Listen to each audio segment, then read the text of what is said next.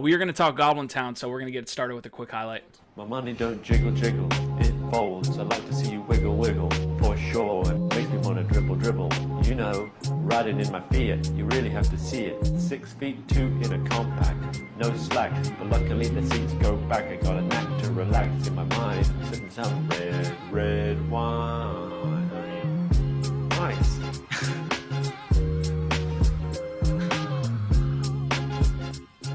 All right, so you probably thought Doc Gables was bringing in the lines, but we got bars from whoever that was.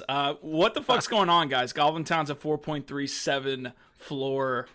What's happening? Why is this happening? Why are memers happening? Why are Elftown happening? I'll start with Gabe. What do you got, man? We'll go in clockwise fashion. It's the Dogecoin of NFTs. I don't know. I don't really have a lot of insight on it. I do think it has veins of that, though. It reminds me a lot of back in the day when everything was launched via Genesis block. This was like pre-ICOs in the crypto space. Someone would launch some nodes. You'd point your miner at it, and then you'd go try to mine coins. And there was a Coinye, there was a Dogecoin, there was a Kitty coin, there was a Donald Trump coin. There was like all of these meme shit coins. And then occasionally one would pop, and now we have Doge. And then fast forward 8 years later, Elon Musk is tweeting about it.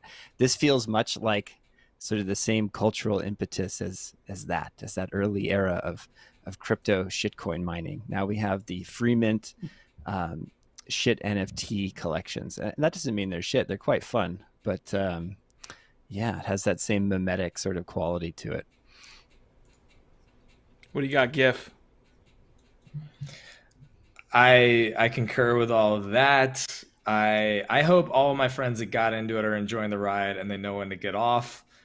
Because it's like flipped cool cats, which is just an absurd thing right now. And yeah, it feels very much like GameStop.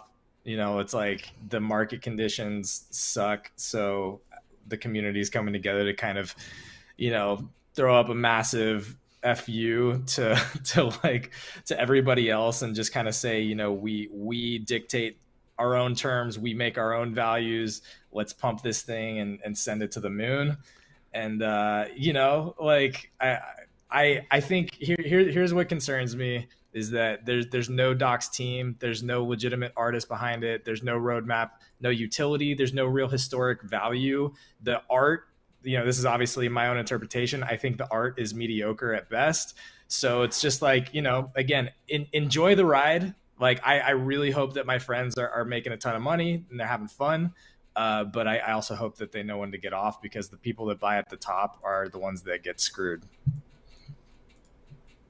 Yeah, I think that I've had a lot of conversations actually about GoblinTown, because as you can like imagine, like we're having this conversation, you know, at work, and it's like, what's going on? Why are these pumping? Why are they important? And we've gone over a lot of like things. And I think that at the end of the day, it comes down to like, we're here. I still feel like a lot of us are here because we like to collect, right? So when you get so far from what our core like purpose was, right? Like to come and collect and have fun and it gets so overwhelmed with like money and like how to make more money.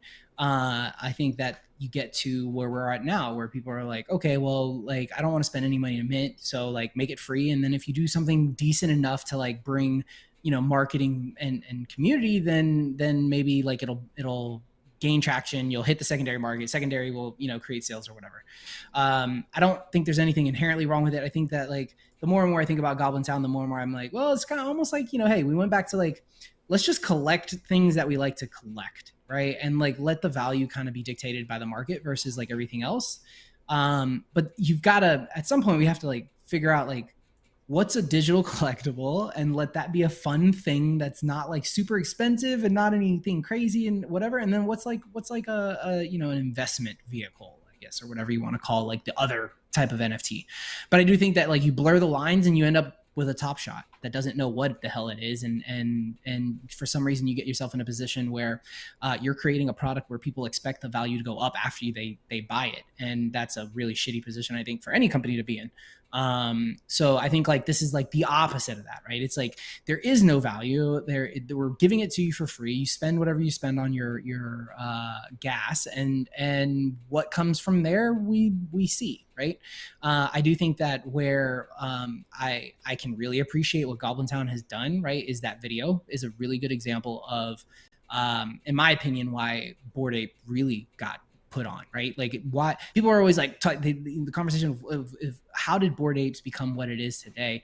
I think there's not enough people who were really around at the beginning and remember the fact that it comes from the artists and the community that became obsessed with the art. They started doing derivatives. People started selling derivatives. Derivatives started popping off. The derivatives were way fucking cooler than the originals.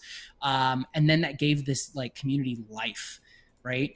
And that's what it feels like to me. So like when you talk about like why is it popping off, why is it doing it? It's because it gave people like an empty template to play with and have fun with and create whatever they wanted, and that tends to happen with community. It's so on that note, it's very much about subculture and community. And I don't like drawing parallels to Bored Ape Yacht Club simply because I feel like Bored Ape Yacht Club does have more historic value, given when it was launched and that it was the first to, really offer distributed IP and, a couple other things like that. But there are some similarities in terms of the community engagement, because one of those things, you're talking about the early Bored Ape Yacht Club days, Ronan, is, you may remember we were up in those clubhouse rooms, making a lot of ape noises and monkey noises and just being silly and having fun with it and, making it our own. And that does seem to be in play with GoblinTown. So I get it. Like I do. I get the subculture. I get the fun of it. And I actually applaud that. Like I don't love it not having a docs team behind it and a real artist, because I feel like at any point, it can just all, like this could just be this could be one of those things that just kind of, is here for a couple weeks, a couple months, and then goes away. But I don't know, to your point, the more people that grab a hold of it, make derivatives, make it their own, and really identify with it, then it does have a little bit more staying power.